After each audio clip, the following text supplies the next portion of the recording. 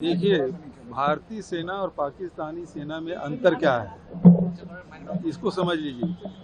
भारतीय सेना जब आक्रमण करती है तो टारगेटेड करती है, और जो आतंकवादियों के जो कार्यशाला है, जहाँ से आतंकवादी को प्रशिक्षण मिलता है, उसको नष्ट करने का काम किया।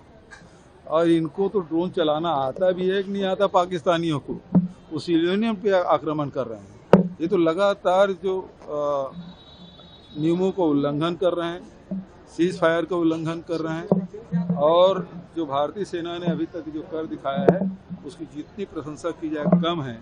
और कांग्रेस पार्टी शुरू से ही इस मत का रहा है कि ऐसे संकट के समय में पूरा राष्ट्र एक हो, और उसके लिए पहल खड़गे जी और राहुल जी ने किया कि ऑल पार्टी मीटिंग बुलाई जाए, और इस पहल के चलते ही 2 बार बैठकें हुई।